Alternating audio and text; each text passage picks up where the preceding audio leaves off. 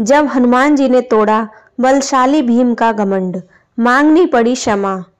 कथा में भीम को अति बलशाली बताया गया है। भीम को अपने बल पर अभिमान था। उनके इस घमंड को हनुमान जी ने चूर चूर कर दिया था। महाभारत की कथा में भीम को अति बलशाली बताया गया है। उनके अंदर कई हाथियों का बल था, जिसके कारण शत्रु उनसे भयभीत रहते थे। भीमसेन मल्लयुद्ध में पारंगत थे और उनका अस्त्र गदा था। बताया जाता है कि भीम वायुदेव के अंश थे।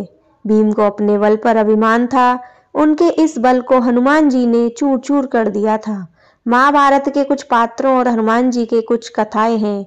आज हम आपको हनुमान जी और भीम की कथा के बारे में बताते हैं। हनुमान जी ने भीम को कर दिया था शर्मिंदा। एक समय की बात है, द्रौपदी के कहने पर भीम कमल पुष्प लेने के लिए गंधमादन पर्वत पर स्थित कमल सरोवर के पास पहुंच गए, लेकिन उनसे पहले हनुमान जी रास्ते में लेटे हुए थे और उनकी पूंछ रास्ते को घेरे हुए थी।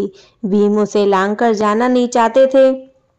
भीम ने हनुमान जी से कहा कि वे अपनी पूंछ को रास्ते से हटा लें ताकि वे आगे जा सकें। हनुमान जी मुस्कुराए और भीम की बातों को अनसुना कर दिया।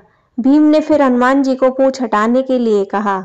भीम को यह बात ज्ञात नहीं थी कि वो वानर श्रेष्ठ हनुमान जी हैं। हनुमान जी ने कहा कि तुम तो बलशाली हो, खुद ही मेरी पूंछ हटा दो और आगे चले जाओ। भीम इस बात से चिढ़ गए और हनुमान जी की पूंछ हटाने लगे।